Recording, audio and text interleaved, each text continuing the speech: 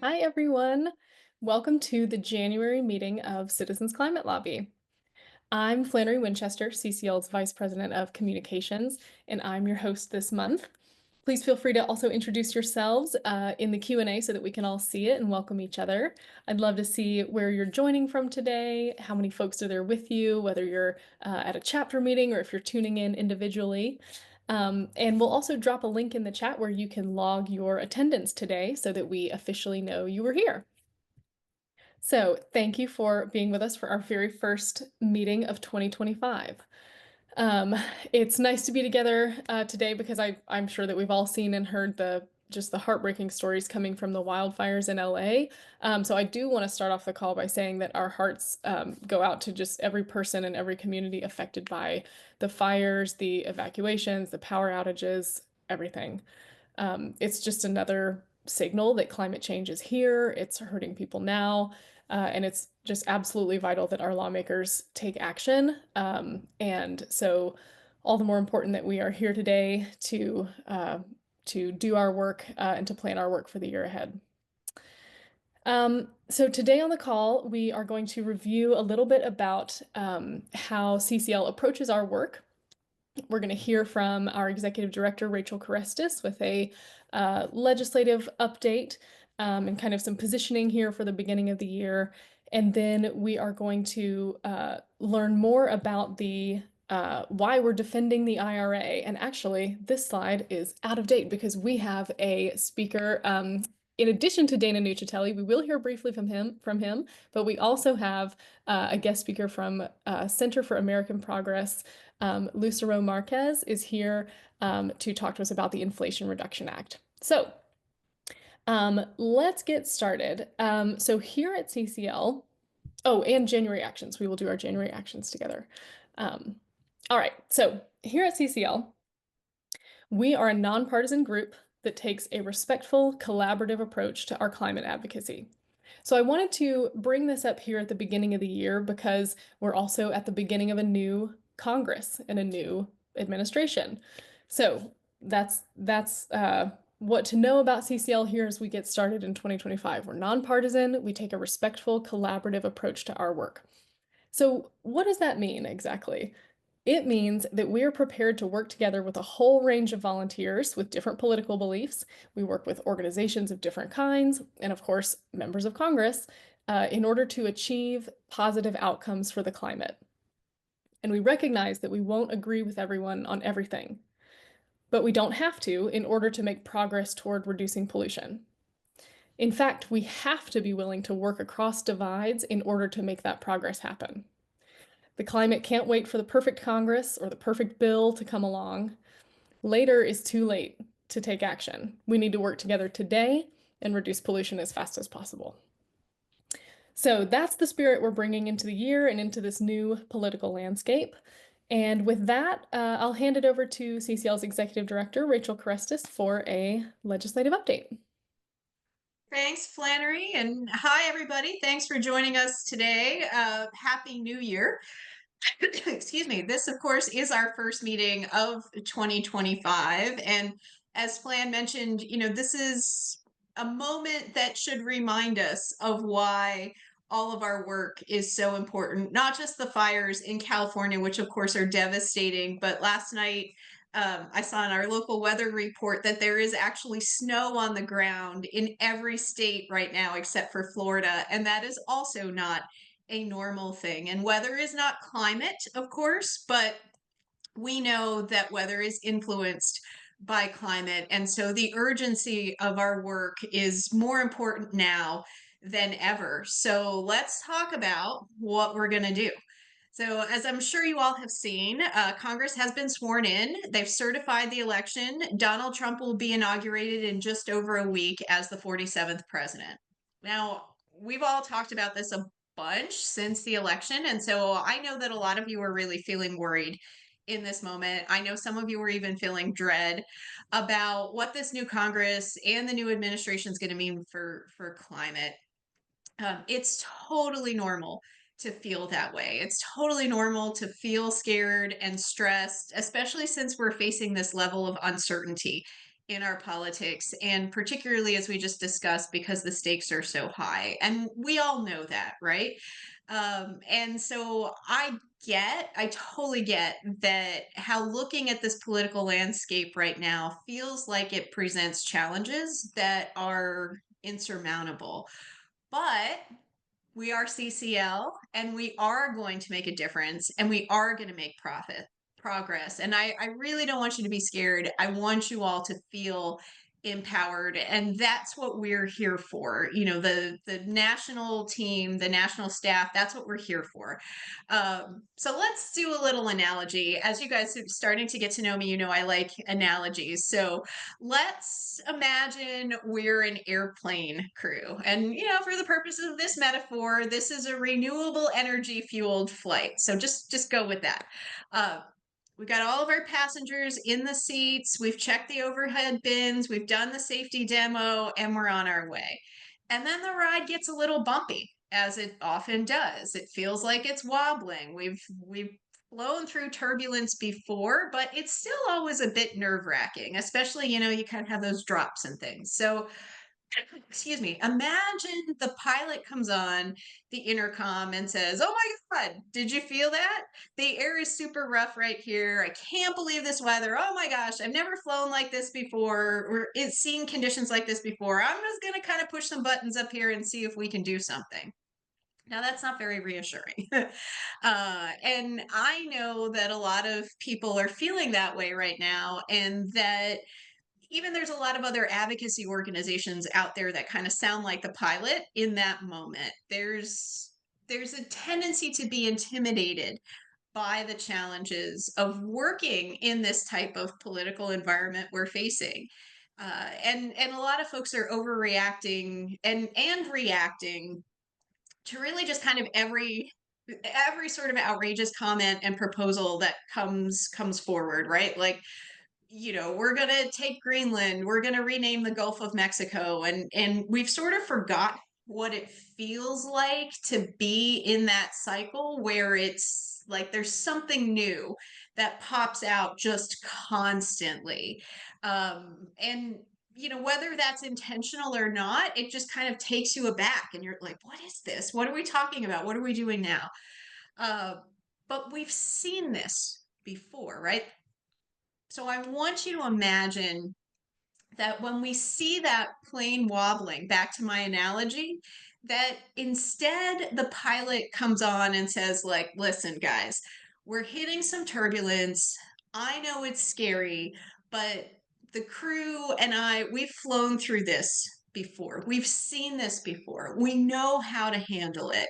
Buckle up. Together, we'll all get there safely. That feels better, right? That reminder that we've seen this before, we know what to do. And I guess that's the feeling that I want you all to leave this call with. So know that, like, our entire team, which includes me, but really it's our team, they're that kind of steady pilot. And you guys are the crew. You're not the passengers, right? You guys are part of that team. All together, we are that vital part of getting to our destination. And we're going to get through that turbulence because we've all seen this before. Just remember that we've seen this before. Together, we have decades and decades of experience on the Hill.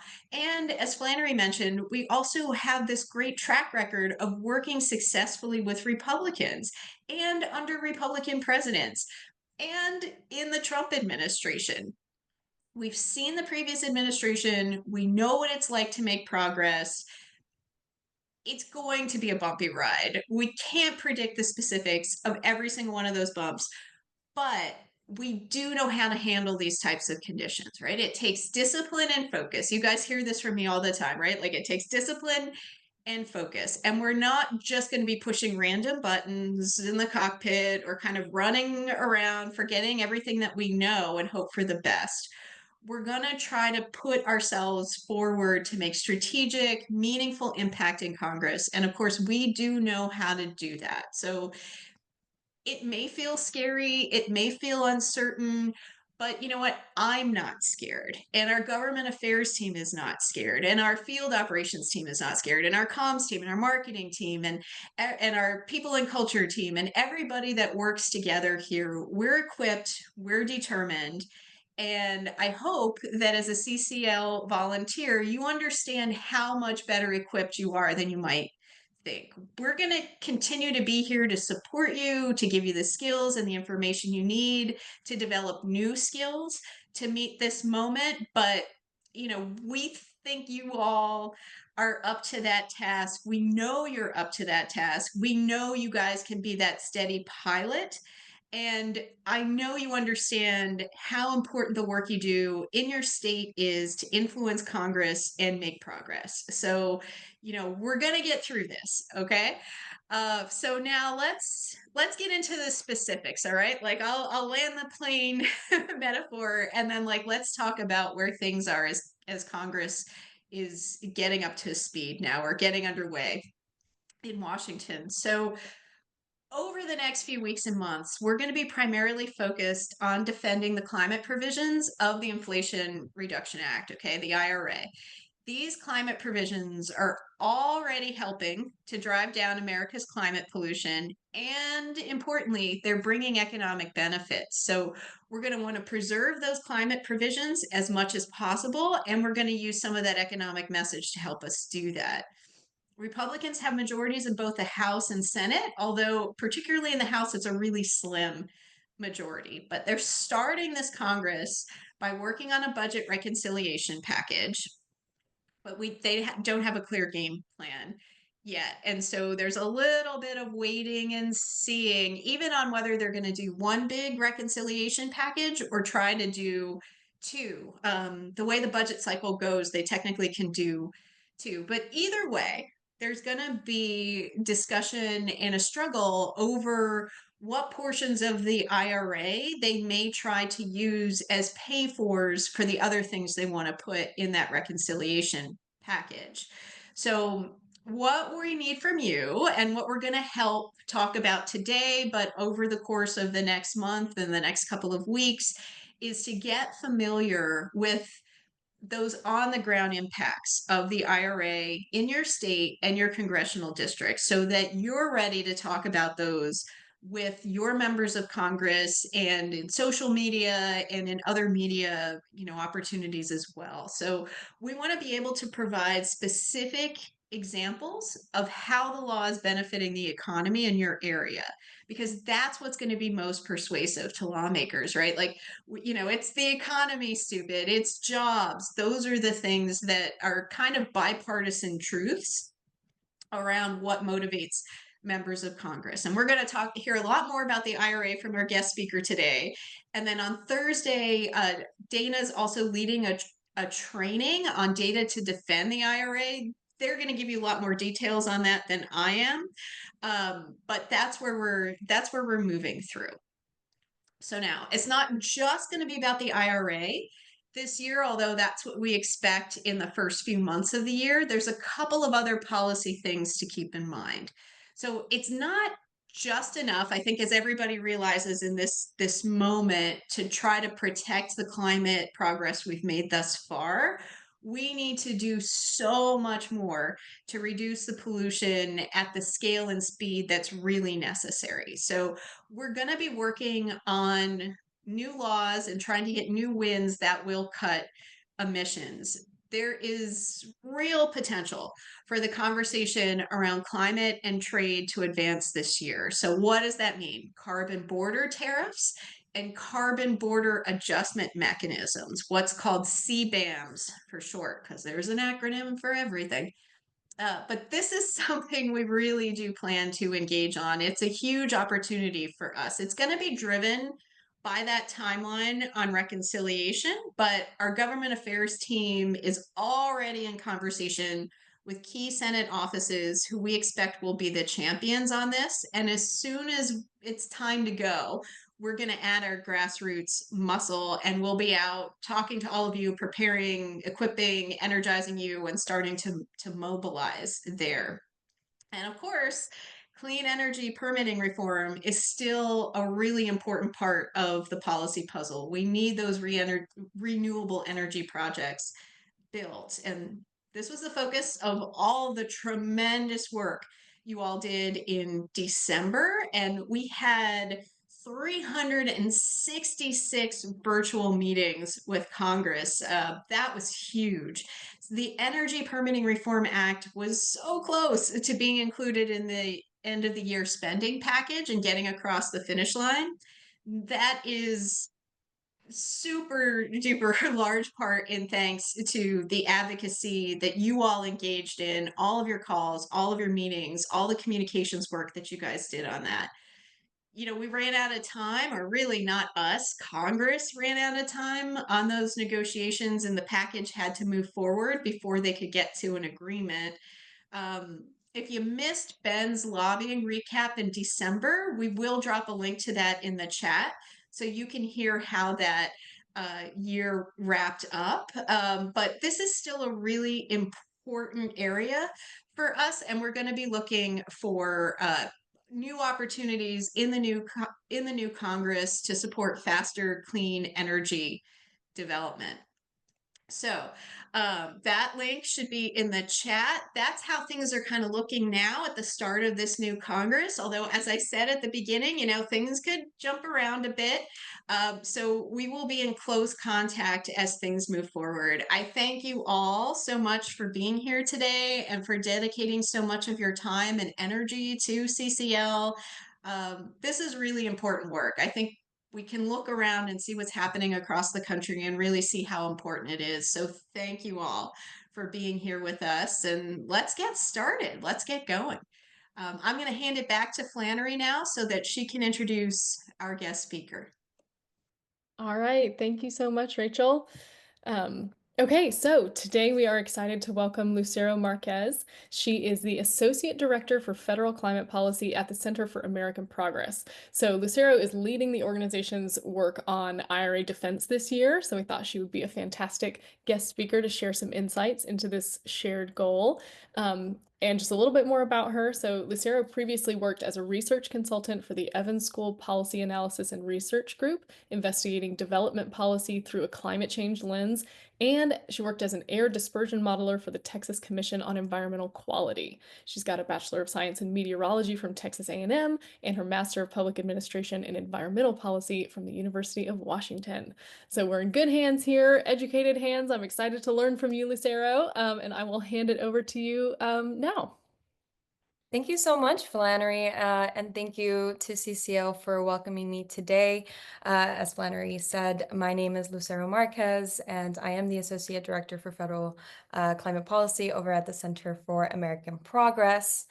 And yeah, a lot of the work that we're doing right now and in the coming weeks, months, and years will be very much focused on IRA defense and making sure that this very important bill stays intact and stays the way that it is. I'm going to quickly share my screen.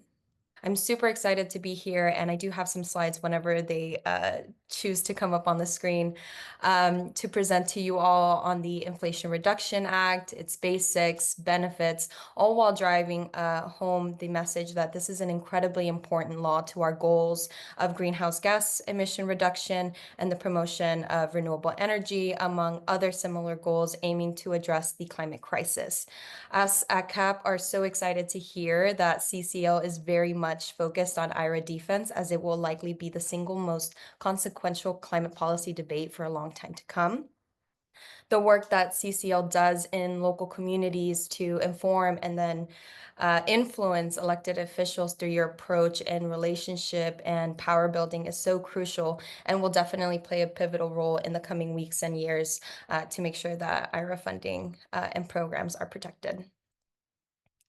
All right, so signed into law in August 2022, the Inflation Reduction Act, or the IRA or IRA, is the most significant climate legislation in U.S. history. It helps us get closer to our 2030 nationally determined contribution of a 50% emission reduction from peak 2005 levels in accordance to the Paris Agreement. As I'm sure many, if not all of you know, the Paris Agreement aims to reduce global greenhouse gas emissions to hold global temperature increase to well below 2 degrees Celsius, knowing that any rise in global temperature leads to different weather patterns and potentially destructive climate impacts, with the ultimate goal of making net zero emissions by 2050 for all greenhouse gases. So the IRA gets us to 40% of that, 40% emission reduction from 2005 levels by investing in ways to tackle the climate crisis through domestic clean energy manufacturing, and has programs to reduce climate pollution, advance environmental justice, and incentivizes American manufacturing through some tax credits. There's also some non-climate provisions in this legislation to lower the cost of some prescriptions and extends healthcare coverage, but that's a little bit outside of my scope, and if you want more information, please seek it out. So the Inflation Reduction Act works in a few different ways. I'll talk really more in depth about the first 3 points here in the next couple of slides, but consumer-facing rebates and tax credits will aim to help everyday Americans consume less fossil fuels through energy-efficient homes and uptake of electric vehicles, for example. Businesses are incentivized to build out more renewable energy and battery storage projects, again, with the goal of consuming less fossil fuels. The Inflation Reduction Act also established a wide variety of programs to give out grants and loans to applicants with climate, energy, and/or environmental justice-focused projects. On top of this, the IRA also established a methane fee, which is a great step, using the market to combat climate change through a price on greenhouse gas emissions. So I know that CCL has a wide variety. So on that methane fee, I do know that CCL has a wide variety of resources and information on this program. So if you'd like to learn more, here's a plug for CCL University. And then lastly, the IRA gives some federal procurement policies there. For example, the General Services Administration has funding for clean construction projects aimed at reducing harmful emissions, improving efficiency, catalyzing American innovation, creating good-paying jobs, and reducing long-term costs. And another subset of that is just that it provides funding for agencies to conduct administrative actions related to our climate goals. So it's important to know that the upfront cost to switching to more energy efficient appliances or electric vehicles can definitely be a barrier. So these incentives aim to help with that, even though in the long term, the products incentivized here will save you money in the long run. So the residential clean energy tax credit gives homeowners 30% back on what they pay for household clean energy systems like rooftop solar.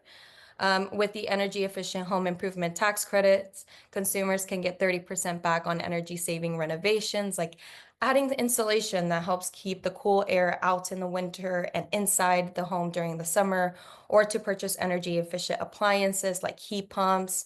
And this credit also applies to renters too, so that's a great provision.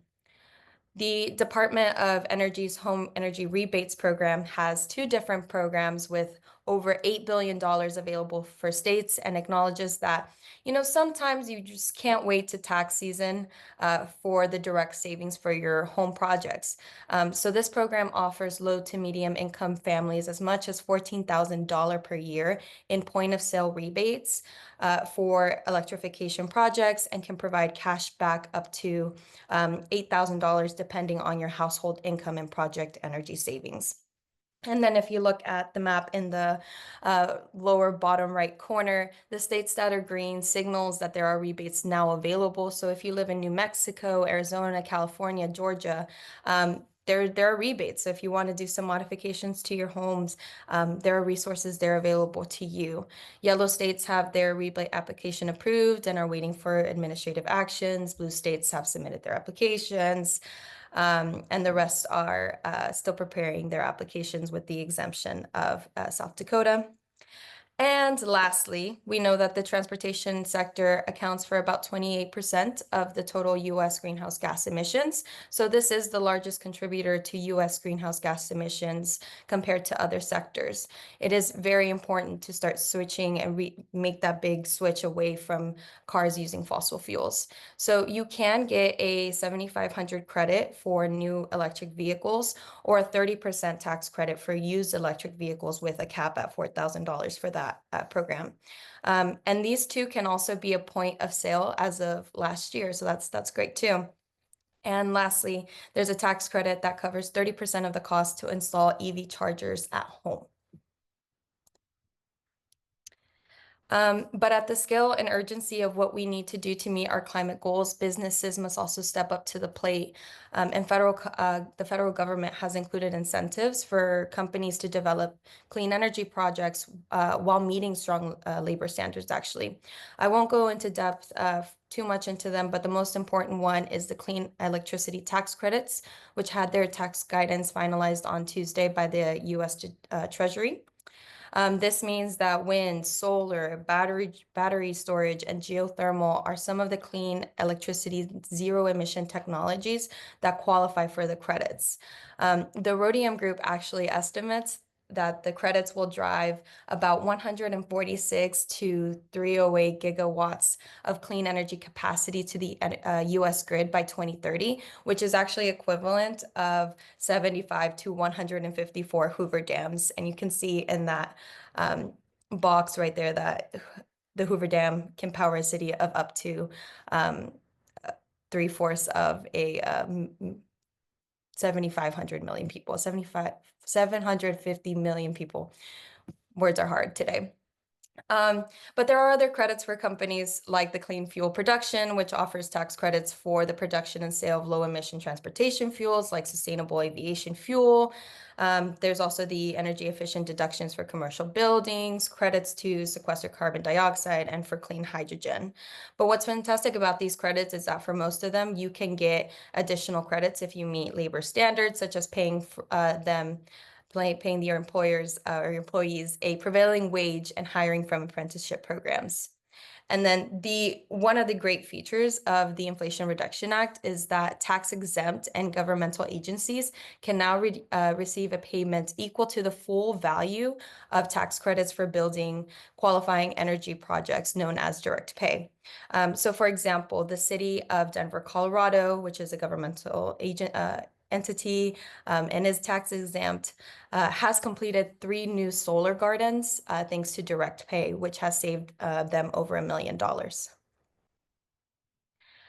And so the Inflation Reduction Act invests billions of dollars to a wide range of programs dedicated to reducing climate pollution, increasing community resilience, funding for research and development, and drought mitigation, among many other environmental and health-related goals. This is definitely not an extensive list, but the IRA grant and loan programs includes the DOE's home rebate program that I just talked about, but also includes EPA's Greenhouse Gas Reduction Fund.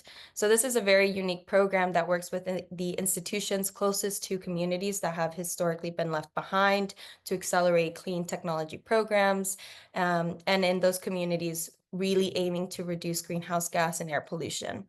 The U.S. Department of Agriculture has also received funding that must go to climate change-related conservation practices that improve soil carbon, reduce nitrogen losses, reduce or capture or avoid or sequester greenhouse gases associated with agricultural production there too. The Department of Energy Loans Program Office also expanded and created new programs aimed at improving our energy infrastructure, finance tribal energy projects, and finance advanced vehicle manufacturing as well. And then lastly, the last program I'll highlight is that the U.S. Department of Commerce also has IRA funds to invest in coastal resilience and tribal priorities to make sure that communities have the resources and support needed to prepare, adapt, and build resilience to water, weather, and climate events. And so since the IRA has been in law for just over 2 years now, there has been over 50 documented attempts to try to repeal certain provisions of the IRA.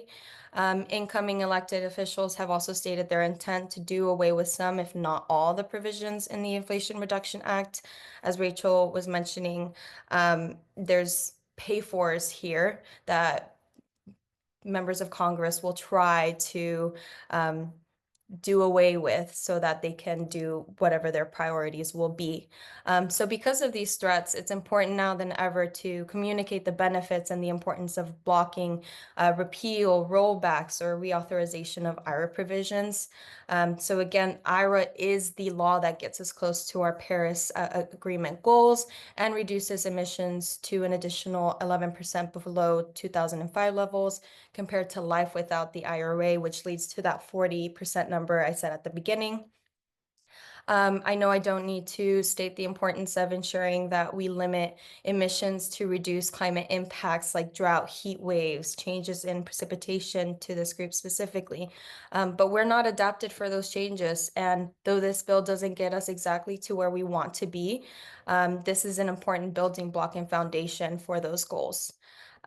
Also, according to Energy Innovation, the IRA could avert almost 4,000 premature deaths and 100,000 asthma attacks by 2030. Studies have also shown that clean energy has grown increasingly affordable, with many technologies like wind actually costing less to generate electricity and energy compared to conventional fossil fuels like gas. And states that are investing in clean energy, like Iowa, New Mexico, and Kansas, have seen less increase in electricity prices than states who have remained the most dependent on natural gas. In Texas, for example, wind and solar has saved 11 billion in wholesale electricity costs in 2022 alone. Under current policy, household energy costs, including electricity and transit, are on course to drop by 1/3 by 2035, which equates to an annual savings of roughly $2,000 per household. And then by decreasing that demand for fossil fuels through all of these programs and tax credits, households who are still not ready to make the switch to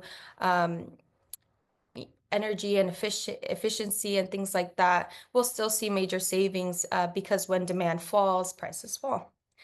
And so lastly, even though the upfront costs are still too high, in my opinion, and we got to work on that, in the long term, you will save so much with electric vehicles compared to gas-powered cars. And to wrap up our benefits here, the investment in our clean energy manufacturing capacity is directly creating new good-paying jobs for hundreds of thousands of Americans, with more than 334,000 new jobs that have been announced since IRA's passage. Remember that companies who are receiving the highest tax credits for their energy projects are also opting into prevailing wage requirements. And we can see that clean energy jobs are exceeding national wage averages by up to 19%, which is incredible.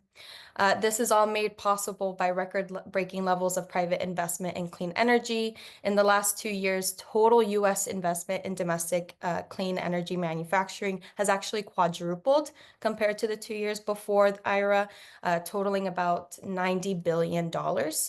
And all communities are benefiting from these manufacturing investments. Low-income communities, for example, have seen almost 300 new clean energy projects across 38 states, and 1 in every 4 large-scale energy projects is located in a rural area. Well, this was hopefully a quick review and very informative of what is the IRA, what's in it, and why we should defend it. The Center for American Progress, and specifically the Energy and Environment Department, which I'm a part of, will focus a lot of its efforts on IRA defense, ranging from our usual public reports on our website to coordinating with partners so that we give information to members of Congress, to uplifting stories of individuals and communities benefiting from the provisions within the Inflation Reduction Act. I will reiterate that I'm so thankful that Citizen Climate Lobby is in this fight with us, and just know that you have a partner with the Center for American Progress. Thank you all for your time, and I'm happy to take any questions now, and my email is on the screen as well for other questions. Awesome. Thank you so much, Lucero. I think we have time for one question. This is our most upvoted question, asking how do we know what IRA funds have been used in my city or county? So does the Center for American Progress have any kind of resources for people to find out that local information? Thank you so much for that.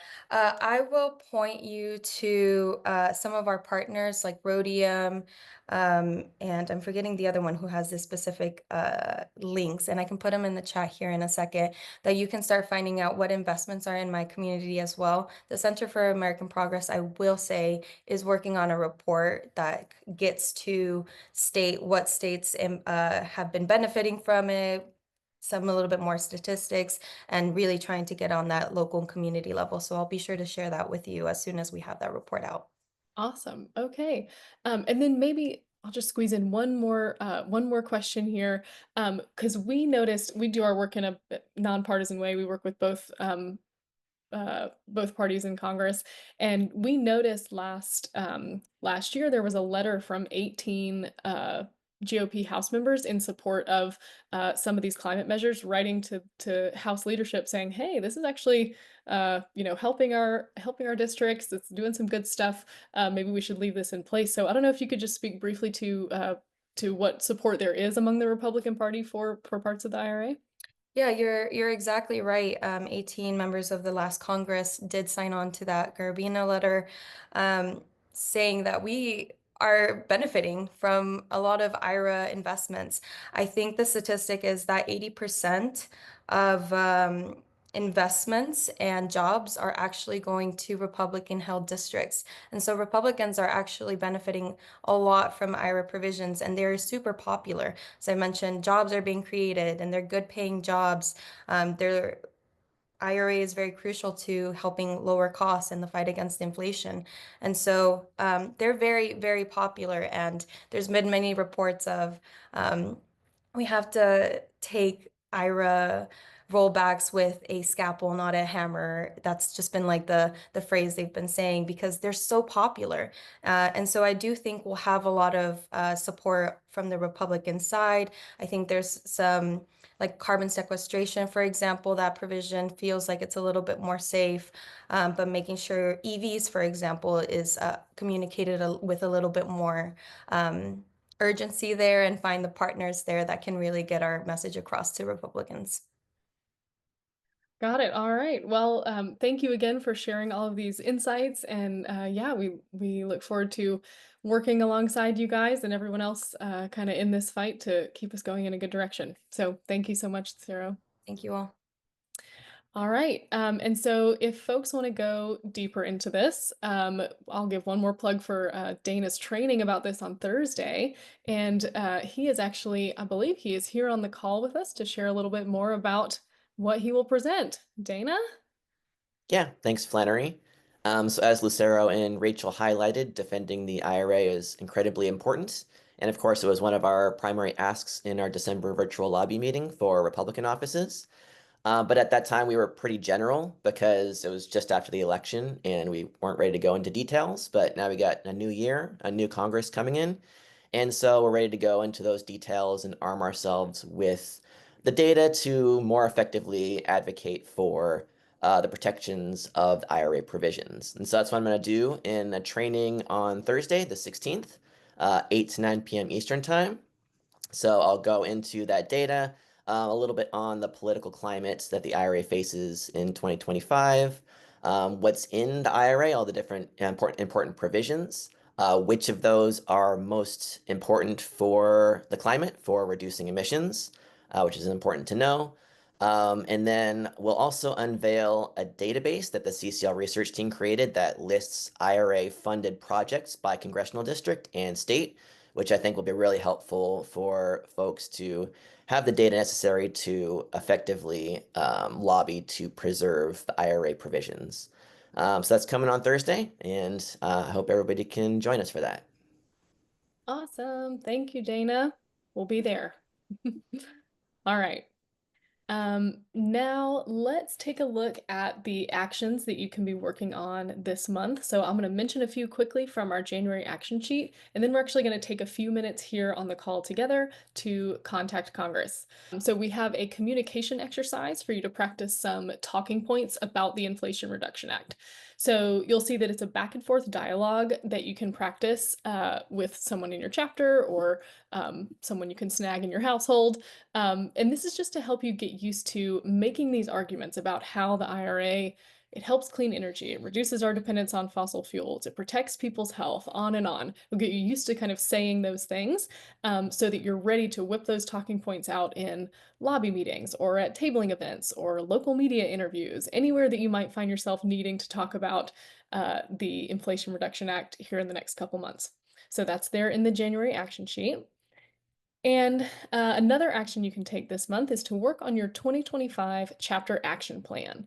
So what you'll see there in the January action sheet builds on what you in your chapter started in December, which was that Venn diagram exercise where we were reflecting on the center of our climate advocacy. So activities that you like doing, that you're good at, and that need to be done, and where those overlap, that's what you want to be working on. And so now you can translate that into an actual action plan for the year. So you'll see these tables that you can fill out with who's who in your chapter, and you can start to list off the activities that you and your chapter plan to do for 2025.